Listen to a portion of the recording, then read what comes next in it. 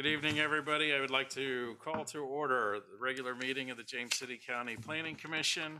It is 6 p.m. on September 4th, 2024. Ms. Istanis, will you call the roll, please? Dr. Allman. Present. Dr. Allman represents the Roberts District. Mr. May. Here. Mr. May represents the Powhatan District. Mr. Everson. Here. Mr. Everson represents the Stonehouse District. Mr. Rogers. Here. Mr. Rogers represents the Berkeley District. And Mr. Haldeman. Here. Mr. Haldeman is an at-large member. Mr. Polster. Here. Mr. Polster represents the Jamestown District. And Mr. O'Connor. Present. Mr. O'Connor is an at-large member and is chair of the commission. I'm Susan Istanis, Director of Planning for the county, and it's my pleasure to serve as secretary to the commission. Sitting to my left is Ms. Liz Parman, Deputy County Attorney. Mr. Chairman, we have a quorum. Thank you very much. First item on our agenda this evening is the public comment. This time is typically reserved for folks to address the commission for any items that are not on for a public hearing this evening. Is there anybody that wishes to speak? Seeing and hearing none, we will move on to the reports of the commission. Mr. Rogers, DRC. Thank you, Mr. Chairman. And believe me, I've tried to make this as short as I could, but you may want to stretch your legs a little bit. We talked about a lot. The Development Review Committee met on Wednesday, August 21st at 4 p.m. and there were two new business items. The first new business item, C-TAC 24, TAC 00236945, was a conceptual development plan review for a proposal to rezone properties located at 6945 and 6951 Pocahontas Trail from B1, general business, to MU, or mixed use. This is the site of the current Fort Magruder Hotel and Conference Center. The properties are designated mixed use on the Comprehensive Plan Land Use Map, and they are located in the routes 60, 143, and 199 interchanges mixed use designated area. The applicant proposes converting the hotel property into a total of 135 apartments with 47 one-bedroom units, 46 two-bedroom units, and 42 three-bedroom units, which correspond to a density of 14.75 units per acre. Applicant also proposes 80,000 square feet of commercial space. The comprehensive plan states, quote, the principal suggested uses for this corridor are commercial and office development with moderate density residential development as a secondary use. These properties are located inside the PSA. They're approximately 9.15 acres in size. The committee heard from both the applicant and the project's architects. We discussed various aspects of the proposal, focusing on the inclusion of workforce housing, to which they are amenable, and the line in the sand mandatory parking requirements, to which they were surprised. We also discussed school impacts and stormwater management issues. Our consensus was this appears to be a great adaptive reuse project, but there are some substantial obstacles to address. There was no motion as the project is not yet ready or scheduled for public hearings. And our second new business item, C-TAC 24, TAC 0040, 3026 Forge Road, subdivision R6 rezoning conceptual plan. This also involved a conceptual plan review for a proposed rezoning at 3026 Forge Road. The parcel is zoned A1, general agricultural. It's designated low-density residential on our comprehensive plan land use map. It's also located within the primary service area and is approximately 50.83 acres. Forge Road is a community character corridor, and a small portion of this property is also within the Toano community character area. The applicant proposes to rezone this property to R6, low-density residential zoning, for the purpose of creating a 5-lot agricultural subdivision, which would preserve the existing farmland and vistas on the property.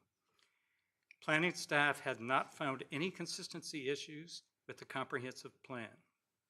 This R6 low-density residential zoning district permits agriculture except for the keeping of hogs by right. Okay, stay with me now. The current A1 general agricultural zoning district mandates a minimum lot size of 20 acres, meaning that the property could presently be subdivided into 2 parcels. Rezoning this property to the R6 low-density residential zoning would decrease that minimum lot size, but it would also keep the agriculture as permitted use. The committee discussed the mandatory minimum lot differences between these A1 and R6 zonings and the precedent, if any, that this particular rezoning might set for other county properties. We also discussed ownership and maintenance responsibilities for any shared driveway, which may be a requirement of the subdivision. Also discussed, because this property is designated low-density residential on the comprehensive plan land use, there already exists the potential to petition to rezone to subdivide this property into 50 lots. And those 50 lots would also be consistent with the comprehensive plan's density recommendation of up to 1 unit per acre in low-density residential. The committee asked, what will ensure that this proposal would happen as described rather than result in a denser proposal once the property has been rezoned to R6?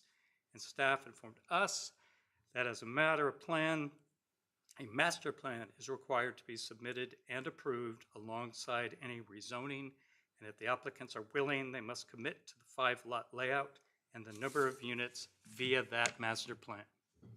We then asked if there were any other nearby properties of similar size and designation where a similar project would receive a similar staff assessment based on the comprehensive plan and county ordinance, but staff indicated they are unaware of any other nearby properties of a similar size that are within our PSA and designated low density on the comprehensive plan land use map. We indicated general support for the proposal, but as this proposal is still in the discussion phase, it is not scheduled for a public hearing, and therefore no motion was made. Subject to any questions, that concludes my report. Thank you, Mr. Rogers. Any questions? I asked Mr. Haldeman to go ahead and repeat his policy committee report. I know we had the benefit of the minutes of the policy committee meeting, but just thought it might be refresh everybody as we go into this ordinance rewrite. So, Mr. Haldeman. Happy to do it. The policy committee met on July 11th, 2024. That was our last meeting. We did not meet in August. The meeting came to order at 3 o'clock with a quorum present. The committee was tasked by the Board of Supervisors with implementing land use, comp plan land use GSA 6.3 by amending the zoning ordinance to create an overlay district to protect and preserve scenic roadways. Parcels included in the new district would be those over 40 acres and outside the PSA with frontage on Forge Road, Diaskin Road, and North Riverside Drive. Staff had prepared maps of the affected areas and a draft ordinance that included tiered setbacks of up to 400 feet for structures to be applied to unimproved parcels that would be rezoned to the overlay district. This tiered approach would specify that lots with a depth greater than 300 feet and up to and including 500 feet to have a setback requirement of 200 feet, and lots with a depth greater than 500 feet to have a 400-foot setback. Lots with a depth of 300 feet or less and flag lots would continue to have setbacks determined by the underlying zoning district. After studying the maps and discussing the draft ordinance, the committee decided that the limited benefit provided by the new ordinance was not worth the significant negative impact of the selected few property holders, and the committee therefore voted unanimously to recommend that the full Planning Commission recommend denial to the Board of Supervisors. The enhanced buffering for 4 wooded community character quarters, as unanimously recommended by the Policy Committee at its November 10th, 2022 meeting, will be advanced to the Planning Commission for its consideration. The meeting was adjourned at 3:26 p.m. Thank you, Mr. Haldeman. Any questions? Seeing and hearing none, we'll move on to the consent agenda. The only item we have on here are the minutes of the August 7th, 2024 meeting. I'll entertain a motion to approve or any edits. Move to approve? Is a motion to approve? All in favor? Aye. Any opposed? I'll We are abstain approved. because I was not here. So.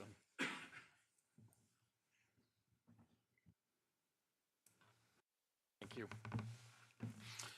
So our one public hearing this evening, ordinance -22-0001, zoning -24-0008, amendments for scenic roadway protection. So, just before we start, just to get a pulse of the commission, do you want to do this as one vote or two votes this evening? I'd like to see us separate and do two votes. Okay, is One everybody, for the Wooded and one for the Forge Road piece. is everybody agreeable to that? So, okay, thank you. Ms. Reisinger, thank you. Good evening, Mr. Chair and members of the Commission. At its meeting on October 26, 2021, the Board of Supervisors unanimously adopted the 2045 James City County Comprehensive Plan, Our County, Our Shared Future. The adopted plan includes the following strategy within the land use chapter that focuses on preserving scenic roadways.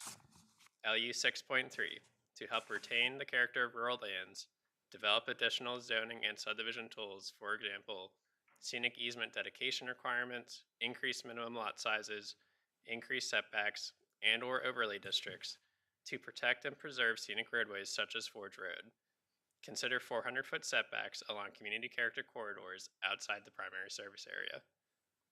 An initiating resolution was adopted by the Board of Supervisors on November 23, 2021, and multiple policy committee, planning commission, and board meetings were held to discuss potential ordinance amendments to fulfill the strategy. At its meeting on January 9, 2024, the board requested additional time to consider the proposed amendments due to concerns regarding how the regulations would be applied. At its February 27, 2024 and March 26, 2024 meetings, the board indefinitely deferred consideration of the proposed amendments and directed staff to explore the possibility of creating an overlay district to apply setback regulations to parcels that are at least 40 acres in size and located outside the primary service area along Forge Road, North Riverside Drive, and Diaskin Road from Forge Road to the CSX Railroad. At its May 14, 2024 meeting, the board adopted an initiating resolution directing staff to prepare amendments to the zoning ordinance to create an overlay district to apply setback regulations to these parcels, as shown on the map included within attachment 2 of your packet. Accordingly, staff has prepared ordinance language to create the scenic roadway overlay district. The language establishes that existing unimproved parcels will follow the tiered setback approach, as previously included in the past iterations of the proposed amendments. This tiered setback specifies that unimproved parcels with a depth greater than 500 feet would have a setback requirement of 400 feet.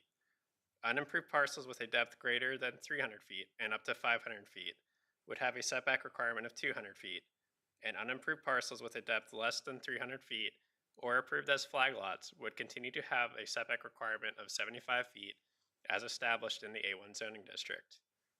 At its July 11th, 2024 meeting, the Policy Committee voted 4-0 to recommend that the Planning Commission recommend denial of the ordinance to the Board of Supervisors. Following the Policy Committee meeting, staff incorporated Section 24567B within the draft ordinance to state that new lots subdivided after the date of the adoption of the ordinance would have a setback requirement of 400 feet to achieve the overall goal of viewshed protection along scenic roadways for the properties to be rezoned. And then following publication of the agenda packet for tonight's meeting, staff has continued to discuss this language regarding to how it would apply to flag lots. To better align with the initiating resolution, staff has developed additional language to be added after the first sentence of Section 24567B, stating, for the purposes of a flag lot, the required minimum 400 feet from a scenic roadway may include the distance of a flag stem. However, no structure shall be located less than 75 feet from the front lot line nearest and parallel or approximately parallel to the street to which the lot has access, as shown in Section 1941 of the subdivision ordinance. In practice, this would mean that lots with flag stems of 325 feet or greater in length would not have an increased setback requirement beyond the standard 75-foot setback in the A1 district, while lots with flag stems less than 325 feet in length would be required to have setbacks so that no structure is built within 400 feet of a scenic roadway. This language grants subdividers the option of, at their discretion, providing setbacks above and beyond the county's requirement of 400 feet from the roadway if they so desire. Accompanying this proposed language, staff has prepared a draft rezoning ordinance specifying the 22 parcels proposed to be rezoned as identified in the board's initiating resolution and accompanying map. These parcels are zoned A1, General Agricultural, designated rural lands on the Comprehensive Plan Land Use Map, and are located outside the primary service area. If rezoned, these parcels would continue to be within the A1 zoning district and follow applicable regulations of the district, except that the setback from scenic roadways will be governed by the overlay district. Finally, as previously presented to the Planning Commission and Board of Supervisors, staff has brought forward proposed ordinance language to provide additional landscape buffer and timber setback requirements along wooded community character corridors outside the primary service area. This ordinance language includes a 100-foot wide average buffer width for commercial development, a 200-foot wide average buffer width for major residential subdivisions, and a timbering setback of 50 feet. Staff has also brought forward proposed amendments to the subdivision ordinance to enable the review of the major residential subdivision buffer during the subdivision review process.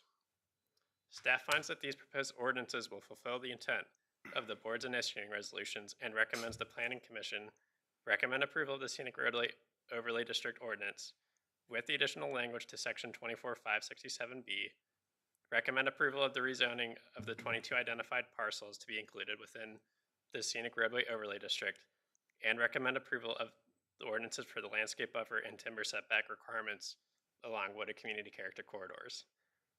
Prior to the meeting, staff also forwarded you citizen correspondence that was received before the meeting. I'll be happy to answer any questions you have at this time. Thank you.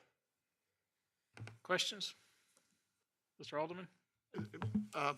Ms. Morgan, this is a question I should have asked in the policy committee meeting. I don't know why I didn't, but the wooded community character corridors have new proposed buffering of 100 to 200 feet outside the PSA, which I support.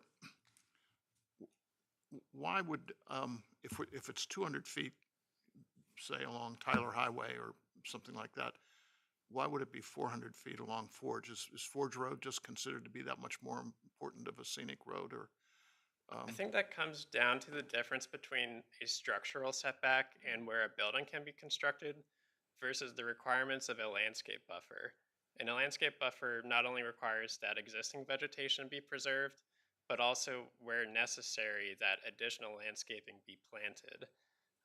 So that does make up quite a difference in how those are applied.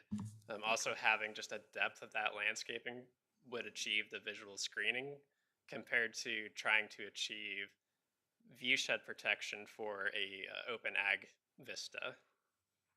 Okay, good explanation. Any other questions? Mr. Bolster? As you know, we've been dealing with this Forge Road scenic road piece since November of 2021. And we're now 3 years into the future on this thing. When we have discussed this and reviewed it with the policy committee and within the planning commission and with the board, up to this point, it's only involved Forge Road itself. This overlay district expands that to include 10 lots, additional lots, that are on Diaskin and on North Riverside.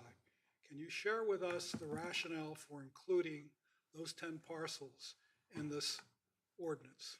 Sure. So with the prior approach with the A1 setbacks, we were limited to applying it based on an established category, which was for those open agricultural community character corridors outside the primary service area, And that was really what that focus was. And for that stretch, it's only Forge Road.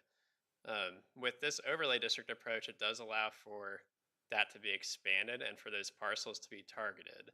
And so my understanding from the initial resolution and discussions that took place was that there was a feeling that those roads, North Riverside Drive and Diaskin Road, share some of that same character that we see along Forge Road, and expanding it to those provides greater protection for that area of the county.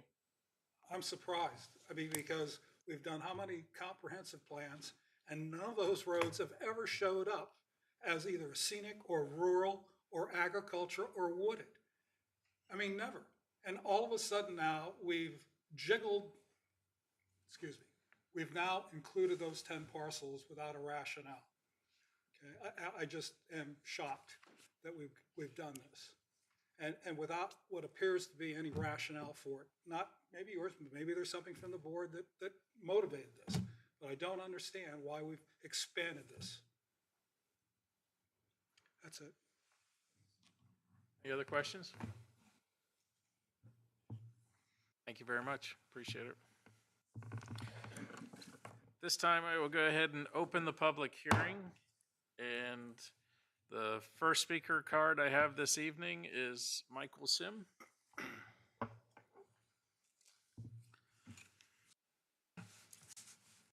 Good evening. I own the property at 8,000 Diaskin Road. Excuse me. On the surface, it would seem that this wouldn't really apply to me because I'm under a PDR. I'm a successor property owner. I didn't take the money, but I am a beneficiary just based on the purchase price of the property when I bought it from the folks who are signatories to the contract. That contract stipulates that I can't build any closer than 630 feet from the center line of Diaskin Road. But there is a buyout provision in that agreement. And if I chose to exercise that, it would affect my property value. And I'd like to know from somebody, county attorney or somebody who does know, is not going to speculate, how that is going to affect my buyout, how that is going to affect the value of the property going forward. I do have a contract with the county, and the county is proposing moving the goalposts at this stage of the game. Thank you. Thank you, Mr. Sim. Second speaker card this evening, Patricia Hunter.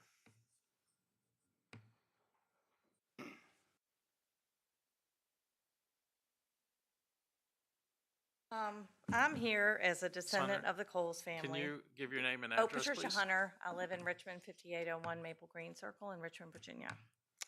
I am a descendant of the Coles family, and we have 3 different parcels that are affected by this action. We have been excellent stewards of the land. It has remained the way it is for hundreds of years. I think if my great-grandfather came back today, he would recognize it. Nothing has changed. It is pristine, and we, as a family, have come together. We've formed LLCs. We've tried to be great stewards of this property, and it means a lot to all of us. But I would ask all of you, if you live in a neighborhood or on a farm, you have 10 acres, you have 2, if the county came to you and said, we're going to take 400 feet of road frontage from you, what would you think about that? And we, as large landowners, are the ones, in my view, being penalized and not compensated in any plan that I've seen. So it just seems that it seems punitive to me what's happening here. And I did a little research on setbacks, and I don't really know what the benefit of it. It's not a place where people can come together. It's a highway where people drive at in excess of 60 miles an hour. If you come through Diaskin Road, as you just mentioned, it's not a scenic byway. From 60 to halfway to the railroad tracks, there's nothing about it that's scenic. And also that applies on Forge Road. There's so much excessive fencing. There's equipment along the road. There are houses built close to the road. We have kept our land just the way it's been for 100 years. And I just feel that this is very unfair. And I think it's overreaching. I don't know if it was something to do with the Brickyard Landing where people could gather as a community and there would be some community benefit. I could entertain an argument about that. It doesn't provide an ecosystem. Like I said, no gathering place. It doesn't increase our fiscal value. It adds no human value as far as I can see. And I also would like to know if a traffic survey has been done on the road to see how many people actually drive down these roads. Is it worth our forfeiture of our property for the benefit of all? I mean, it just seems very, very punitive to me. So, thank you. Thank you, Ms. Hunter. My next speaker card, Harriet Meter.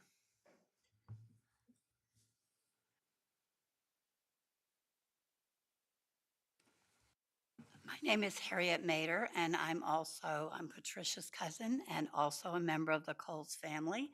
Because Snyder, we have, could you give us your address, please? oh, I'm sorry, I live in Goochland, Virginia, P.O. Box 138, Thank you. Goochland, Virginia, 23063. And as Patricia said, our family has owned this land for 400 years. And we feel like we're being very adversely affected by the scenic overlay because of the inequity. If you want it to be scenic, it should be scenic on people who have 2 acres. I mean, are you going to drive down the road and have a 2-acre junkyard, and then our land that has 40 acres has to be pristine? It seems very unfair. And we have no plans to develop our land, but, honestly, in the future, in the next 100 of years, to have these kinds of restrictions put on very unfairly to other people seems, it just seems to be punitive, as Patricia said. And I also had written down that the Diaskin Road, which only runs from 60 to Forge, very unscenic from 60 to the railroad tracks, and the Forge Road, which runs from Tawana to Chickahominy Haven, not the Blue Ridge Parkway. There's not a lot of people coming to just look at the scenic thing. So this seems to be done for the benefit of people who don't want to be affected by this, but also would like to see some woodland or some agricultural land or whatever. We considered putting our Lobs property, which is on the Forge Road, into a conservation easement. We haven't done anything about it, but that's something that talks about it. And that's based on what you get for the easement is based on the value of your land. And if you're taking 400 feet of the road frontage, that value is much decreased. Also, it seems there's no consideration for the totality of the land. Of the 300 and some acres of Lobs, more than half is marshland. That's obviously not along Forge Road. But if the Forge Road part is restricted, the very narrow part between the marsh and the restriction line becomes even more constrained. And I would also say, in speaking about the marsh, and I know this is not part of the scenic overlay, but someone has permitted 9 piers to come out of Uncle's Neck, on our side of Uncle's Neck, which is not only unscenic, but it is, ecologically unhelpful to the nature that's there, ducks and those kinds of things. So it just seems to me that I know Morgan sent me a copy of the consultant's thing, and it seems the consultant was was engaged to see what is the most beautiful and scenic way we could have this road developed. And so there was superimposition of houses at 100 feet, at 200 feet, at 300 feet, and at 400 feet. And she said, wow, this is the most scenic, which is true, okay? But does not take into consideration any of the other things other than the random person driving by or the person who lives on it, the people who live on Forge Road are they powerful enough to get all this done so that their drive home from, certainly not from Croker or from the part from Toanna to Williamsburg, that's not scenic. Maybe they wanted a scenic final, push as they got to their home. I'm not sure, but it seems to me that it's very unequitable in the way that this is being done. And as I said, we have no plans to develop it or do any of those things, but we feel like all of the future of our family's land is being tied up in restrictions that don't apply to others. So, thank you. Thank you, Ms. Mader. Next speaker card, Greg Finley. Mr. Finley has an exhibit for us, so do you have one? Hi, I'm Greg Finley, 3408 North Riverside Drive. I'm one of the 20 properties listed on this proposed amendment. Let's correct that number. Really, there are only 10 properties that are being singled out by this proposal. The other 10 properties have either narrow stems that reach to the road or the properties have already been built on. For example, my 2 adjacent neighbors are on this list, but their frontage is only 35 feet and 50 foot wide, so they're not concerned because there's nothing they could possibly put on their road frontage. So when you boil it down, this proposal really only affects 10 individual property owners. And I'm totally opposed to this amendment in the attempt to restrict my rights. The county's proposed scenic route consists of Forge Road, Dyson Roads, and North Riverside Drive. Since the issue here is the 400-foot setback, I took a drive down these roads with a rangefinder to get a count on how many of these were within the 400 feet of their prospective roads. On Forge Road, I found that 21 of 41 homes, roughly 50%, are less than 400 feet from the road. And there's at least 4 undeveloped small lots that I know of, which will add 4 more homes right on Forge Road. One day they'll be built. On Dyson Road, I counted 58 of 60 homes practically right next to the road. That's 96% of the homes right on top of the road. It seems to me that this appearance of the road has already been established. On North Riverside Drive, my road, from Dyson to Odie Drive, which is the beginning of the Haven, I counted 20 of 26 homes less than 400 feet, which is over 75%.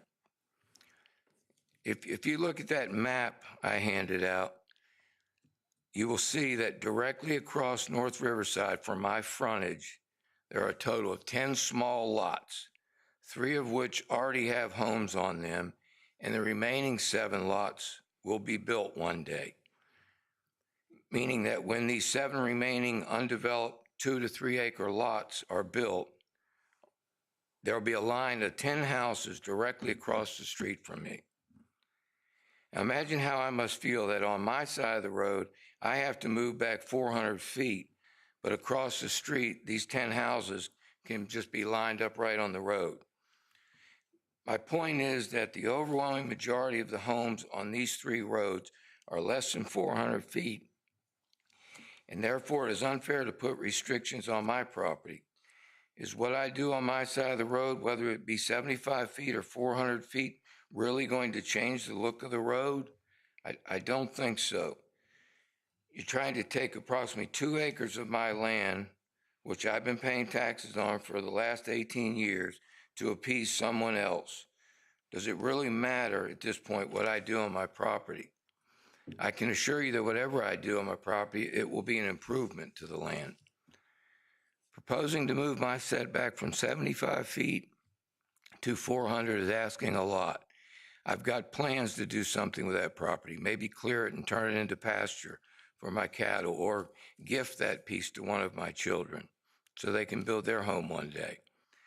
I look down Forge Road and I see some of these properties which are close to the road, and I have no problem with that.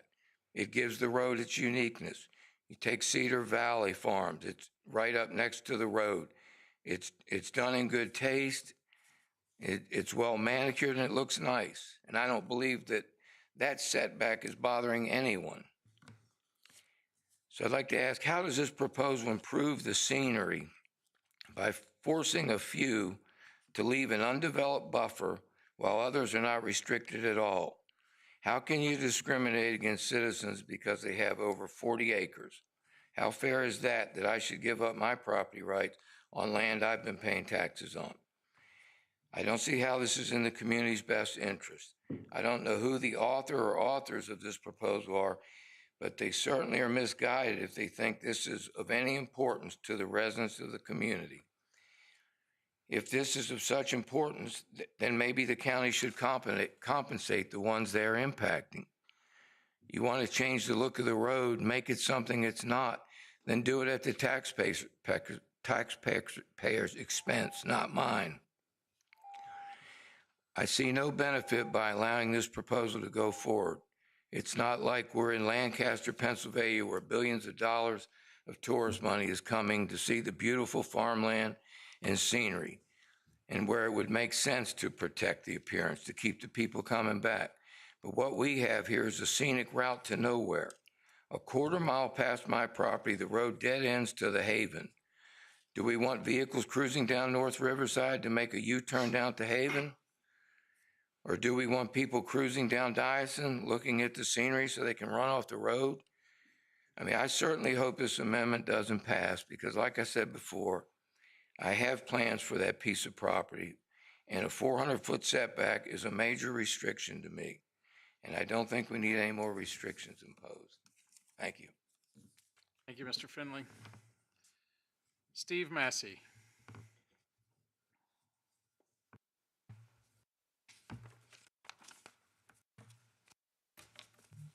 Steve Massey. I live at 2406 Forge Road. I'm one of the flag properties. And the proposed amendment that was up there about the flag properties cures the issue that I had in any flag property, I believe. Can't speak for the other owners. In general, the whole concept, I'm against it. Forge Road is a unique road, and it's a mix of a little bit of everything. And if you are a farmer and you want to grow vegetables and sell them out there on the highway, from what I understand, this will not allow you to do that. Okay. Also, the original flag property wording was the buildable property line on my land is 1,000 feet off of Forge Road. The way it was originally written and explained to me was if I ever developed it, then my offset would have been 400 feet more from my property line or 1,400 feet from the road. And this cures that, this proposed amendment. And I want to thank y'all for allowing me to call y'all during the week and talk to y'all and have y'all take your time to respond to me. That I appreciate. But in general, I don't think this is a good idea at all. And I hope you vote it down. Thank you. Thank you, Mr. Massey. Is there anybody else that wishes to speak on this? Yes, sir.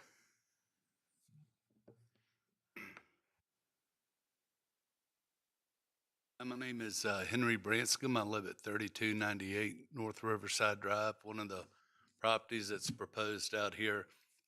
And I just want to say that I agree with all my neighbors and the people affected, that I disagree with this. I think it does affect the value of our properties. And right across the street from me, there's multiple homes that are right on the street, and it's not going to adversely affect. But if I have 6 children, if for some reason I've worked really hard, number one, to be hidden from the road. I like my privacy and enjoy it out there, but I would hate to not be able to, if I wanted one of my children to live there or needed to live there or needed to be close, to not be able to use that property to do that.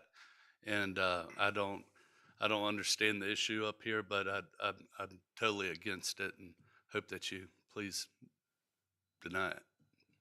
Thank you. Thank you, Mr. Branscombe. Is there anybody else? Seeing and hearing none, I will close the public hearing and open it up for discussion. Mr. Chair, I'd like to just make a disclosure. I did speak with Mr. Massey on the phone last week as a disclosure. I did too. And also, So he's not the applicant, so we're good, but, you know, I appreciate the disclosure just the same. I would like to thank if I could, just thank the county staff for all their work in preparing these materials. You know, the agenda packet was very easy to understand with all the modeling for the setbacks, so thank you for preparing that. Not just this one, but I don't know, easily 6 to 8 policy committee things that we've endured and so forth on this. So, and one other planning commission meeting. So yeah, y'all did a great job. Any discussion? Mr. Chair, I'd like to just, I guess, say a few things. Although I appreciate the need to kind of preserve the scenic value of that area. I've lived here pretty much all my life, and I think it is important to try to preserve those the rural nature of that area. But I certainly think that landowners out there have been negatively impacted already with the 20-lot situation for subdividing, and I think this certainly further puts a burden on the landowners to essentially take more of their property without any means of compensation. And if there was compensation, that compensation may be diminished based on the actual use of that property when they come up with value. So certainly understand both sides of the situation here, but I certainly have concerns about taking that land away from those owners. Thank you, Mr. May. Mr. Bolster? as I said earlier, I mean, we've been struggling with this since the November of 21, 3 years ago. And we've gone through different iterations. And the reason we've gone through these different iterations is the unintended consequences that impacted these proposed ordinances. Because it was affecting not only large scale, but small scale pieces and setback and things of that sort. I won't go into some of the cases that happened, but once again, there's an unintended consequence with the establishment of this scenic district, which is, in my view, a take of that 400 feet for people who have been good stewards over lots of years for this thing. I know in the example of the Cowles family and their LLC, they've turned down a cell tower. They've turned down the idea of putting a solar farm before this thing even got started.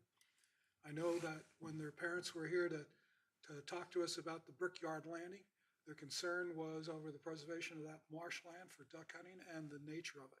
I know that they've been good stewards of that land, and they have 3 plots of land on that corner there that they've been taking care of for lots of years.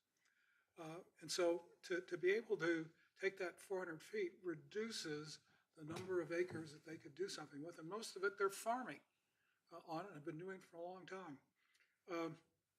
One of the things that upset me about this is that it really doesn't do any difference to the Forge Road itself in terms of the number of properties that are impacted for this, And for that reason, and the addition of the North Riverview and the Diaskin and the expansion of this thing, I will not support this. Thank you. Thank you, Mr. Polster. Mr. Alderman? I voted against this in the policy committee meeting in July, primarily because of the 400 feet. Our comprehensive plan makes it quite clear that the rural lands designation, or the A1 agricultural zoning district, is not for residential development. Residential development is specifically discouraged in this area. And it's very clear. I just think 400 feet was unnecessary. I was also a little perplexed by the use of 40 acres parcels instead of, I just thought it would be more consistent to use 20 acres. We have a 75-foot setback already. What's the right number? Yeah, there's some arbitrary nature to every number, I think, but I could support a wider setback. I just can't get to 400 feet. I would like it to apply to smaller parcels as well. But as it stands, I will again vote against this. Thank you, Mr. Alderman. Any other comments? I don't want to just pile on, but I drove out there last week to look at it again, especially Forge Road going up to the Haven. I feel like that train has already left the station. I mean, it's not that long. It's not that long a drive. You know, when I turn off the 60, I'm out there quite often. It's very pretty, but I never get the sense I'm in a agricultural. Well, no, I guess I do. The farm's very pretty to look at, but it's not like a destination drive. It's because I want to get to the Haven, I think. So I also just feel the 400 feet was never justified in the things that I've read, and so in its current version, I can't support it either. I can't support this either. You know, after talking to Mr. Massey, I drove out there and I didn't quite know where his place was, and I was struck by a comment of somebody about, you know, speeding by. Well, I was slowing down and all the cars started backing up behind me. So I pulled off to let them go by. Of course, the last car was a cop car, and he pulled up. He thought I was in trouble. Told him I was lost. But in any event, after doing 1 to 20, I mean, how much more are we going to take from these people? You know, another 400 feet. We've reduced, you know, how much they can, you know, do development in the future, and I just cannot support something that continues to take away from these folks without any compensation, as I think a couple of people have mentioned. And on Dioxin Road, if I understand that correctly, we just, you know, would change this, the golf course issue there. That would be included in this, and that's going to deteriorate the value of that property. It's just, I just see it as a solution in search of a problem. I don't see the problem, and I cannot support this. I wasn't very articulate, but I'm done. I'll go ahead and jump on this bandwagon since everyone said something. I was part of the policy committee meeting as well and voted against it there. And I don't feel that in the intervening time I've been convinced otherwise at this stage. For me, I think that the objectives that we're trying to achieve with a policy like this don't really match up with the solution that we've been presented with. There are so many exclusions as a result of the way an overlay district works, and that it doesn't make sense to me how this would affect the scenic quality of the roads dramatically. And on top of that, we have to take into account the negative impact on the properties that would be affected. So weighing up, you know, what is the benefit, and are we achieving the outcome, which is an aesthetic outcome, the scenic appearance of the road, against the negative impact on the homeowners, the landowners along these roads. It just doesn't. It weighs too heavily on the side of the landowners. So I hold the same opinion I did in the policy committee meeting. Thank you. Just as a point of order, how are we going to break the two motions out? I don't know, I haven't figured that out yet, so.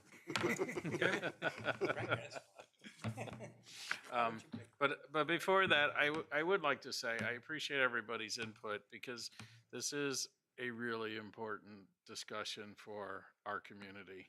So we hear constantly that we want to protect the rural lands. And I think, I will say it again, I said it through the comp plan, I've said it through several comp plans. You know, we have a gross misunderstanding of what rural lands are in this community. And by that, when we look at Anderson's Corner, people think of that as rural lands, but our comp plan says that's going to be, you know, developed one day. So, you know, we struggle as a community, and will continue to struggle as development continues, and more development occurs to find that right balance. So you know, Mr. Polster mentioned that it took 3 years to get to this point, but it took me 3 years to get Mr. Polster and Mr. Haldeman to agree with me finally. So, you know, because I did not approve the 2045 comp plan, because I did not think that there was enough preservation in there for our larger stakeholders on Forge Road. And we're seeing that today. So I didn't think we afforded enough protection in our current comp plan, and continue to maintain that. So we went to 1 to 20. If we're interested in having open vistas, I think 1 to 20 acres, you know, one home on 20 acres leaves a lot of openness for driving down the road. So I walk on Forge Road quite a bit, and everybody's doing 55 or 60 miles an hour. So thank you for not running me over. So, because I'm moving pretty slow. But I do think, you know, all jokes aside, this is a really important issue. And Mr. Kropp, when he was on the Planning Commission and is an advocate for the 400 feet, he was also an advocate that parcel holders be recompensed if there was, you know, this 400 feet. So he was not opposed to that piece. So I'll speak for him on that, because we've had many conversations about it over the years. So I too won't support it. I do recognize the importance of that for this community, but I also recognize that for the smaller community of Forge Road, there's an inequity here. And I think for Ms. Parrish was nice enough to come out tonight. And, you know, I think we're going to have a lot of unintended consequences with folks who want to put up, you know, we promote the ag, but we're just shooting ourselves in the foot by saying you can't put up a farm stand, or you can't put in a run-in shelter for the horses. So there's just too many competing pieces. So I too won't support that this evening. So how do we break this thing out? I'm sorry. I was just going to make a motion. Too early for that? Well, I think I've sort of figured it out, but I just want your feedback, and Morgan, if you would just make sure I'm saying this correctly. So it looks like, and I'm looking at the attachments, that there's essentially 4 ordinances here, although they're combined. So we've got the overlay district ordinance, which sets the setbacks. We've got a rezoning ordinance, which identifies the properties that the overlay will apply to. And then we've got the second 2, which is the timber setback and landscape ordinance and the subdivision buffering ordinance, which are also combined. So it sounds like, am I stating that correctly then, that we would take 2 votes and they would include 2 ordinances each, Morgan? Or I think you could take 2 motions if that's how you want to approach it, one for the overlay district and one for the other items related to buffering and timber That's what I thought. setbacks. So I'm prepared to make a motion that the planning commission not recommend to the board the approval of ORD 22-001 and zoning 24008 as it applies to the Forge Road Scenic Roadway Protection. So, just to clarify, so we don't do two votes, it would be a motion to deny? Right. So, okay. Does that work for you? Yes. Does that work Let for me- Ms. Farman? Great. So we have a motion to deny on the overlay and the rezoning. And so a yes vote is an affirmation of the denial. So, Ms. Istanis. Mr. Haldeman, Yes. Mr. Polster. Aye. Mr. Rogers. Aye. Dr. Ullman. Mr. May, Yes. Mr. Everson, Aye. and Mr. O'Connor. Aye. Okay, so motion to deny carries. Liz, did we need to make a motion in the affirmative in that case? Or is that sufficient? That was an affirmative But- motion. okay. Yeah, you got it. Okay. So, Mr. Polster, a motion on the timber wooded lot- setback yeah, and the timber subdivision. setback, I'll be more than happy to do that. Do I reference the ordinance 22001? And the zoning 24008? Not the rezoning, say, the ordinance 22001 as it applies to the timber setback. Approval, I'm sorry, vote is- to approve. and for the subdivision buffering? So there's two components to that. yes. So, okay.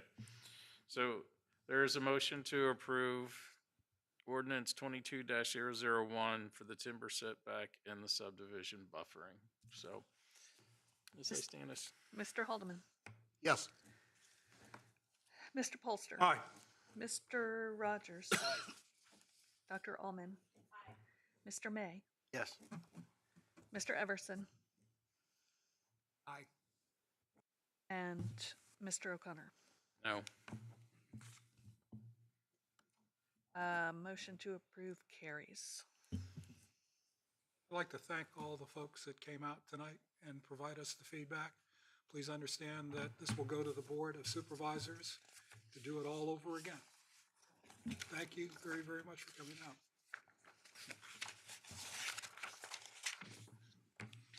We have no planning commission considerations this evening, and we are on to the planning director's report. Ms. Istanis.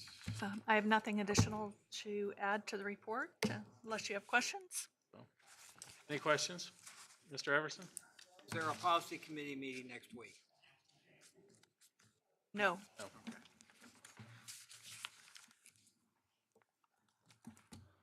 Anything else for Ms. Istanis?